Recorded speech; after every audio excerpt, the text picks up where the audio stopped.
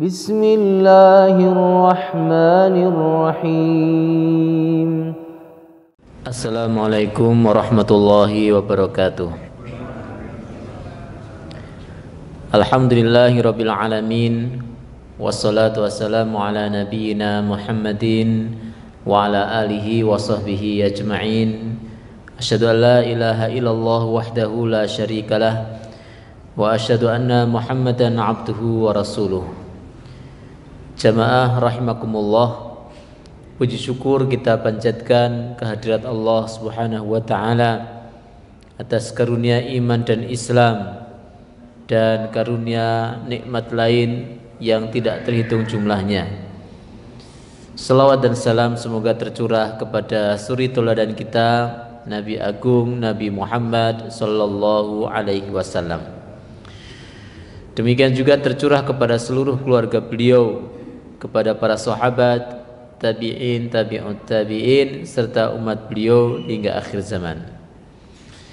Bapak Ibu rahimakumullah, kembali pada petang yang mulia ini kita bisa hadir dalam majelis ilmu, majelis yang penuh keberkahan, majelis yang penuh maghfirah dari Allah Subhanahu wa taala, majelis yang dibangga-banggakan oleh Allah Subhanahu wa taala, dan insyaallah ini adalah majelis yang insyaallah memperbaiki dunia dan agama kita, karena dengan berilmu kita bisa berkata dan beramal.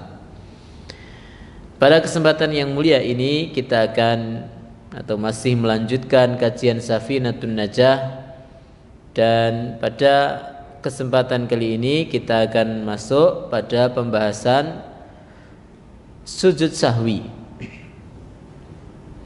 Qala al-muallif rahimahullahu taala, asbabu sujudis sahwi arba'atun.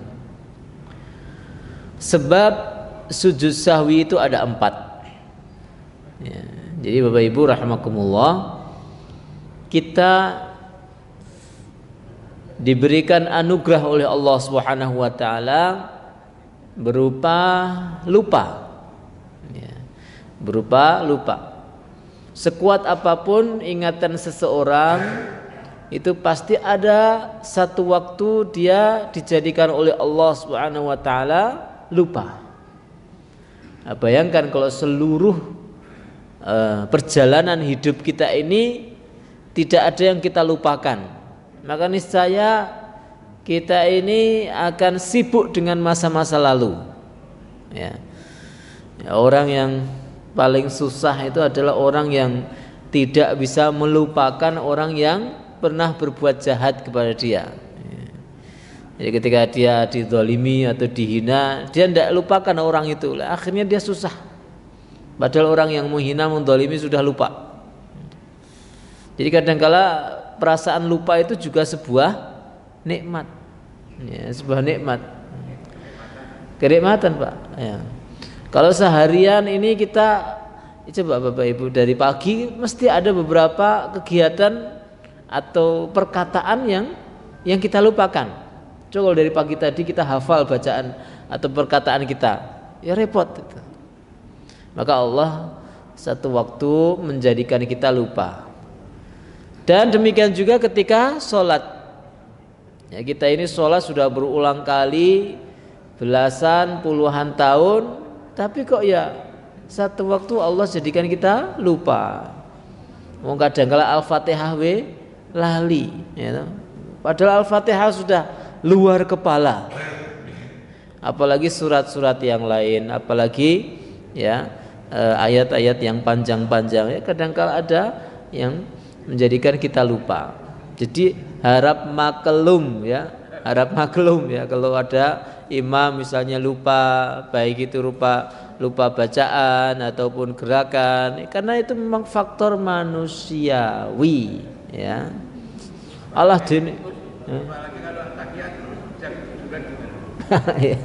tahiyat ke curhat sama siapa? Curhat terus apa Bang? Ya. Ketiduran ya, lupa.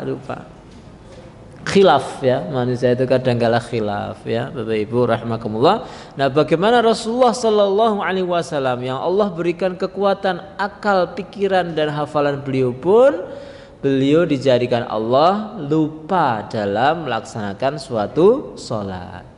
Untuk apa? Untuk pelajaran kepada umatnya ya. Sujud sahwi ini ya bisa kita lakukan jika kita melakukan 4 hal yang disebutkan di dalam kitab ini. Yang pertama, al-awwalu tarku. Nah, jadi kalau kita lupa di dalam sholat, maka kita hendaknya melaksanakan sujud sahwi ya. Jadi atau kalau kita melakukan 4 hal ini, maka kita hendaknya melaksanakan sujud sahwi ya. Sujud sahwi ini kalau di dalam mazhab Syafi'i hukumnya sunnah ya. Artinya kalau tidak melakukannya pun tidak masalah, sholatnya tetap sah, tapi hendaknya dilakukan. Caranya yaitu melaksanakan sujud 2 kali sebelum salam, setelah tahiyat akhir ya. Jadi sebelum salam kita sebelum salam selesai tahiyat, kita kemudian sujud Allahu Akbar, bacaannya sama seperti sujud sebelumnya ya, subhanakallahumma bihamdikallahumma firli, Allahu Akbar, duduk di antara 2 sujud, kemudian Allahu Akbar ya, doanya sama seperti sujud umumnya, Allahu Akbar, kemudian salam, assalamualaikum warahmatullah, assalamualaikum warahmatullah. Kapan kita melaksanakan sujud sahwi? Pertama, tarku ba'dhin min ab'adhis shalah, meninggalkan sebagian dari ab'adhus shalah, sunnah-sunnahnya sholat ya. Jadi Bapak Ibu, di dalam sholat itu pertama ada arkanus sholat, ada rukun-rukunnya sholat. Kalau jenengan meninggalkan satu dari rukun sholat, ini tidak bisa diganti dengan sujud sahwi, tidak bisa. Jenengan harus membatalkan sholat jenengan, kemudian mengulang sholat dari awal. Contoh, orang lupa membaca Al-Fatihah, ini tidak bisa diganti dengan sujud sahwi. Dia harus mengulang sholatnya dari awal, niat, takbiratul ihram dan seterusnya. Kemudian bagian sholat yang kedua adalah ab'adus sholat atau sunnah-sunnahnya sholat. Yang kita kenal dengan bahasa sunnah-sunnahnya sholat aja, sunnah muakkadah ya, sunnah yang hampir seperti wajib. Ya, kalau seseorang itu meninggalkannya, maka sholatnya tetap sah, tapi hendaknya dia sujud sahwi. Contoh adalah tahiyat awal ya. Orang melaksanakan orang meninggalkan tahiyat awal. Tahiyat awal ini termasuk ab'adus shalah, sunnahnya sholat, maka hendaknya seseorang itu melaksanakan sujud sahwi. Kemudian bagian sholat yang ketiga namanya hayatus sholah. Hayat ini ya sunnah ghairu muakkadah ya, sunnah yang tidak begitu ditekankan. Artinya seseorang ketika meninggalkannya maka tidak perlu sujud sahwi. Misalnya seseorang membaca atau meninggalkan ta'awud sebelum Al-Fatihah, tidak membaca doa iftitah, tidak membaca surat setelah Al-Fatihah, tidak membaca amin ya, ini sunnah-sunnah ghairu muakkadah yang biasa dikenal hayatus sholat. Itu kalau ditinggalkan tidak perlu sujud sahwi. Maka di sini disebutkan dalam kitab ini yang pertama, orang melaksanakan sujud sahwi kalau meninggalkan sebagian dari ab'adus shalah, au ba'dil ba'di, atau sebagian dari sebagiannya ya, misalnya tahiyat awal itu kan ada 3 komponen di situ, duduknya, tahiyatnya, dan sholawatnya. Ada misalnya orang duduk tahiyat awal tapi tidak membaca tahiyatnya ya, berarti dia meninggalkan sebagian dari sunnahnya sholat. Ada orang membaca tahiyat awal tapi tidak membaca sholawat ya, Ini juga sebagian dari ab'adul salat yang dia tinggalkan. Kemudian yang kedua, seseorang melaksanakan sujud sahwi jika fi'lu ma yubtilu 'amduhu wa la yubtilu sahwuhu idza fa'alahu nasiyan. Melakukan apa yang jika dilakukan dengan sengaja batal. Jika dilakukan karena lupa, maka tidak batal salatnya. Apabila dia melakukannya lupa. Apa ini kalimatnya ini?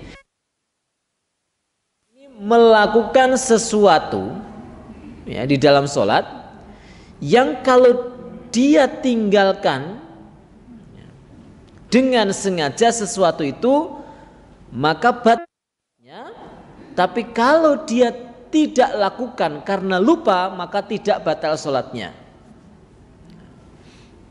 Di sini misalnya diberikan contoh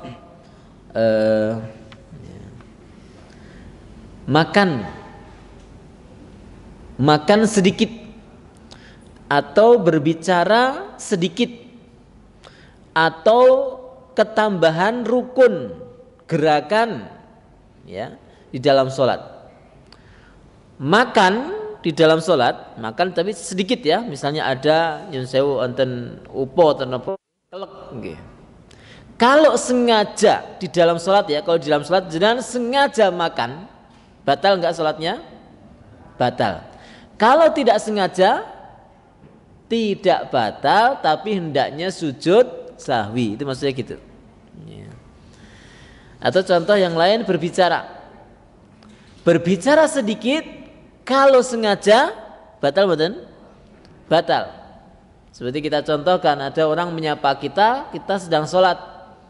Bu, gimana ini jenengan di dalam rumah ndak? Kita mengucap misalnya ya, hanya huruf Y dan A dengan sengaja ya, maka sholat kita batal. Tapi kalau tidak sengaja batal betul? Tidak batal, tapi hendaknya sujud sahwi. Ini yang kedua. Ya kita nggak sadar kalau pas sholat keceplosan gitu, keceplosan ya. Misalnya yuk nang omah ora yuk, yo astagfirullah kita baru ingat kalau sholat. Nah, itu sholat jenengan tidak batal, jenengan tetap hendaknya melanjutkan sholat ya, tapi hendaknya ada sujud sahwi ya. Atau ketambahan rukun gerakan, misalnya rukun gerakan berupa rukuk. Nah, rukun gerakan ya. Atau apa yang paling, atau kemudian sujud lah. Jangan Allah sujud, Allahu Akbar. Di antara sujud Allahu Akbar. Kemudian sujud lagi Allahu Akbar. Ini ragu. Iki mau sujud pisan apa pindo iki. Nah, ya. Kemudian jangan ragu, jangan duduk lagi Allahu Akbar ya. Kemudian setelah itu sujud lagi ya. Sujudnya yang harusnya 2 menjadi 3. Kalau sengaja sholatnya batal enggak? Batal. Kalau sengaja menyengaja menambah rukun sholat maka batal sholatnya. Tapi kalau tidak sengaja enggak batal, tapi hendaknya sujud sahwi ya. Jadi jadi di sini melakukan sesuatu yang jika dilakukannya dengan sengaja maka batal sholatnya, tapi kalau dilakukan dengan tidak sengaja maka hendaknya dia sujud sahwi, tidak batal sholatnya. Ini alasan yang kedua.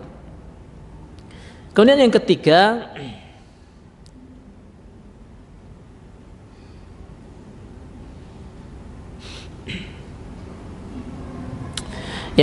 adalah naqlu ruknin qauliyyin ila ghairi mahallihi, memindah rukun bacaan ke selain tempatnya. Memindah rukun bacaan ke selain tempatnya. Contoh, takbiratul ihram itu rukun bacaan. Bacanya kapan? ketika berdiri. Ya, ketika berdiri. Kalau ada orang yang memindah takbiratul ihram bukan saat berdiri, misalnya pas rukuk, ya, maka dia hendaknya melaksanakan sujud sahwi. Karena kan ada beberapa orang yang melakukan takbiratul ihram karena telat ya, karena telat. Dia harusnya kan berdiri dulu, tegak dulu, Allahu Akbar baru rukuk. Orang langsung langsung rukuk, Allahu Akbar. Letak takbiratul ihram itu adalah ketika berdiri dengan tegak, ya, bukan ketika rukuk. Berarti ketika orang takbiratul ihram ketika rukuk, maka dia harus melaksanakan sujud sahwi karena memindah rukun bacaan di luar tempat aslinya. Atau tahiyat awal. Tahiyat awal itu dibaca saat apa? Saat duduk, okay? Pas lenggahan jenengan maos tahiyat awal. Tapi gara-gara kesusu, gitu, selak siaran sepak bola, gitu, selak lekas, gitu, jenengan tahiyatnya sampai ngadeg, gitu. Jadi dari sujud orang tidak duduk langsung sambil berdiri at-tahiyatu lillahi wassalatu sampai berdiri. Nah ini berarti jangan memindah ya. Tapi ini bukan rukun kalau tahiyat awal ya. Memindah rukun bacaan keluar tempatnya. Ini contoh saja. Jadi Bapak Ibu rahimakumullah, demikian juga ketika mungkin rukun bacaan yang lain, misalnya apalagi rukun bacaan ya selain Al-Fatihah misalnya. Al-Fatihah juga hendaknya ketika berdiri ya. Tempatnya ketika berdiri, tidak ketika duduk atau misalnya pas tahiyat baru membaca Al-Fatihah. Lah ini tidak pada tempatnya dan seseorang hendaknya melaksanakan sujud sahwi. Ini yang ketiga. Kemudian yang keempat, iqa'u ruknin fi'liyin ma'ihtimaliz ziyadah. Nah, ini disunahkan untuk melaksanakan sujud sahwi jika meletakkan rukun gerakan bersama kemungkinan tambahan, ada tambahannya. Ini artinya seseorang ini ragu-ragu. Ya, ini yang paling sering ya, yang paling sering. Jadi seseorang misalnya dia sudah sholat subuh misalnya 2 rakaat, kemudian dia ragu-ragu, ya, kemudian menambah gerakan yaitu tambah rakaat 1 lagi sehingga menjadi 3 rakaat ya, karena taroddad, karena karena keraguan, maka hendaknya ini melaksanakan sujud sahwi ya. Maka Bapak Ibu ketika kita ragu di dalam sholat kita, apalagi ketika kita sholat sendirian, apakah sudah 2 rakaat atau 3 rakaat, maka hendaknya kita yakini 2 rakaat baru kemudian kita tambah 1, misalnya sholat maghrib ya menjadi 3. Atau misalnya kita sholat isya kemudian kita lupa apakah 3 rakaat atau 4 rakaat, maka yakinkan itu baru 3 rakaat baru kemudian kita tambahi 1 rakaat dan kemudian kita mengakhirinya dengan sujud sahwi, sehingga lebih itu lebih baik ya. Lebih itu lebih daripada kurang.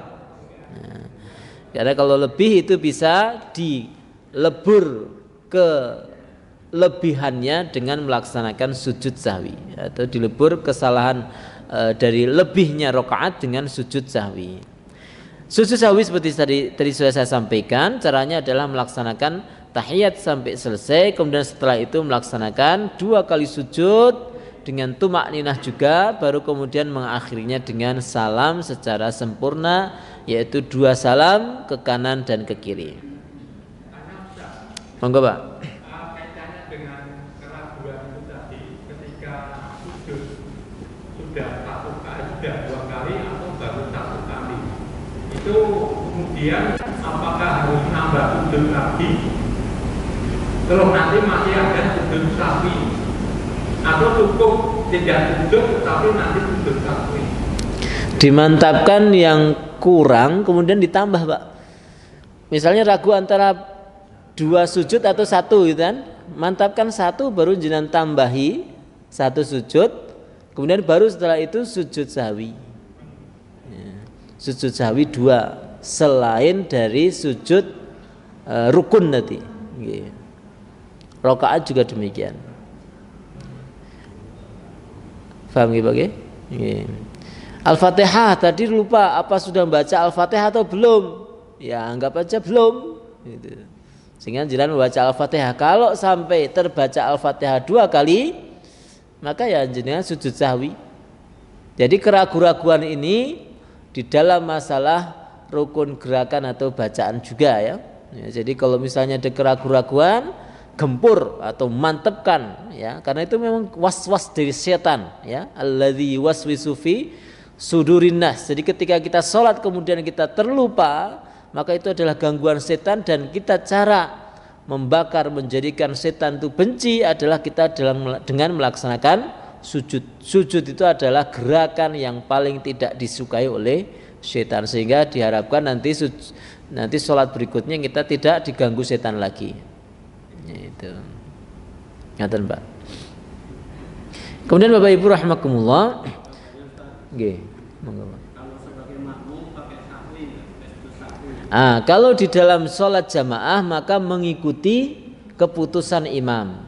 Kalau imam melaksanakan sujud sahwi maka makmum wajib mengikuti. Ya, tidak boleh makmum kemudian sing lali kan imam. Aku ora lali kok. Enggak, karena kita sudah berjamaah. Imam itu dijadikan imam itu dengan kita mengikutinya. Ketika imam sujud sahwi, kita wajib ikut sujud sahwi. Tapi kalau imam tidak mau melaksanakan sujud sahwi, misalnya tadi imam lupa, ya, misalnya sudah tahiyat, sudah rakaat 4 masih berdiri mau 5, kemudian makmum mengatakan subhanallah, maka makmum juga cukup langsung ikut seperti yang dilakukan oleh imam. Tidak perlu melakukan sujud sahwi sendiri. Ngoten Pak.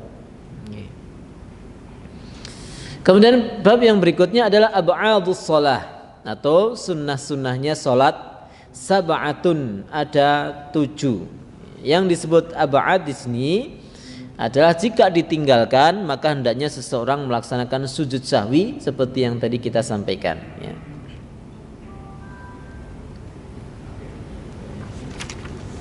At-tasyahhudul awwalu, tahiyat awal jika ditinggalkan salatnya sah, cuma tidak sempurna. Tapi kalau ditinggalkan karena lupa maka hendaknya seseorang sujud sahwi. Wa qu'uduhu, dan duduk tahiyat awal. Tahiyat awal itu maksudnya bacaannya. Duduknya itu juga termasuk ab'ad sendiri ya. Itu juga hendaknya dilakukan, dan kalau seseorang lupa duduk tahiyat awal hendaknya dia sujud sahwi.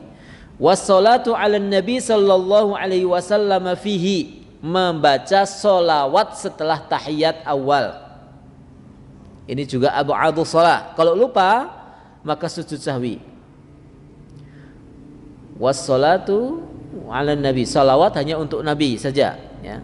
Jadi kalau dalam mazhab Syafi'i di tahiyat awal itu cukup sampai bacaan Allahumma sholli ala Muhammad tok. Tidak wa ala ali Muhammad kama shallaita ala Ibrahim wa ala ali Ibrahim. Ya, kalau dalam tahiyat awal hanya tahiyat, kemudian asyhadu an la ilaha illallah wa asyhadu anna Muhammadan abduhu wa rasuluh, kemudian Allahumma sholli ala Muhammad. Barang siapa yang lupa membaca tahiyat awal atau membaca sholawat atas Nabi, maka hendaknya dia sujud sahwi.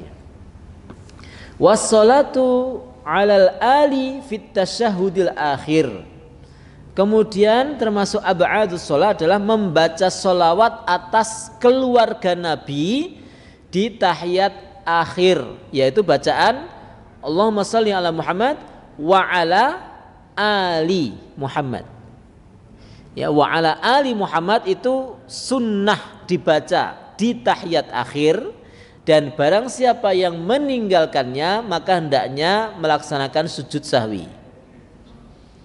Jadi saya ulang Pak ya, tahiyat awal itu bacaannya at-tahiyatulillahi wassalatu wattayyibat assalamu alayka ayyuhan nabiyyu wa rahmatullahi wabarakatuh assalamu alayna wa ala ibadillahi sholihin asyhadu an la ilaha illallah wa asyhadu anna muhammadan abduhu wa rasuluh Allahumma shalli ala Muhammad. Ya. Itu tahiyat awal. Kemudian kalau di tahiyat akhir bacaannya sama seperti itu, cuma ketambahan Allahumma shalli ala Muhammad wa ala ali Muhammad. Ya. Wa ala ali Muhammad dan sampai akhir ini kalau tidak terbaca di tahiyat akhir maka hendaknya orang itu sujud sahwi. Ya, sehingga misalnya ada orang tahiyat akhir hanya sampai Allahumma sholli ala Muhammad kemudian dia mau salam, wah itu hendaknya dia tahiyat sujud sahwi. Kalau sempurnanya adalah dengan Allahumma sholli ala Muhammad wa ala ali Muhammad, minimal itu. Ditambah kama shallaita ala Ibrahim wa ala ali Ibrahim wa barik ala Muhammad wa ala ali Muhammad kama barakta ala Ibrahim wa ala ali Ibrahim innaka Hamidum Majid, itu lebih utama lagi. Wal qunut, ini dalam pendapat qunut juga wa qiyamuhu, dan berdirinya, wassalatu wassalamu ala nabi wa alihi wa sahbihi fihi, dan salawat atas nabi di dalam bacaan tadi. Ini dalam mazhab yang lain tidak ya. Jadi memang di sini ada beberapa pendapat dalam masalah qunut subuh ya. Qunut subuh ini kalau dalam mazhab Syafi'i itu bagian dari sunnah ya, sunnah atau ab'adus shalah. Tapi tidak ada yang mengatakan rukun, tidak ada. Ya, tidak ada. Jadi kalau sampai ekstrim barang siapa tidak qunut subuh maka subuhnya batal, ini enggak tahu mazhab nopo niku. Ya. Karena saya pernah mengalami ada beberapa orang yang sekolah mboten salat teng masjid soalnya mboten nonton kunute ya, ini semua sepakat bahwa ini adalah hanya kalaulah itu ada yang menganggap hadisnya itu hadis sahih maka hanya sekedar sunnah saja, tapi semua sepakat bahwa itu bukan rukun dari salat. Bagi yang menganggap hadisnya tidak sahih maka itu sunnah pun tidak ya, jadi kunut itu bisa dilakukan di semua solat apapun ya. Solat maghrib juga boleh kunut, solat isya juga boleh, apalagi di bulan Ramadan di solat witir ya, itu disunahkan untuk kunut. Kunut itu adalah bacaan atau doa. Kunut itu artinya doa yang dibaca oleh imam di rakaat terakhir saat selesai atau saat i'tidal ya, saat i'tidal. Jadi kalau nanti misalnya ada yang mau tindak umroh Ramadan ya, umroh Ramadan itu kalau masuk 10 akhir Ramadan itu mesti imam membaca kunut di witir ya, di salat witirnya yang kunutnya itu lebih panjang daripada salatnya ya, lebih panjang daripada salatnya. Salatnya hanya sabihis kul ya ayyuhal kafirun kul wallahu ahad ya. Wis kul huwallah rekane wis rampung, jebule kunut itu banget. Nah, ini ampun kaget kalau jenengan misalnya ke Masjidil Haram atau Masjid Nabawi. Jemaah yang dirahmati Allah Subhanahu wa taala, karena kunut itu adalah sesuatu yang baik ya, yang hendaknya bisa diperbanyak dibaca saat bulan Ramadan, khususnya di witir 10 akhir bulan Ramadan. Demikian Bapak Ibu, kita mungkin akan selesaikan pada kesempatan yang akan datang. Mohon maaf atas segala kekurangan kekhilafan. Sallallahu ala nabiyina Muhammadin wa ala alihi wa sahbihi ajmain. Khairu da'wana assalamualaikum warahmatullahi wabarakatuh.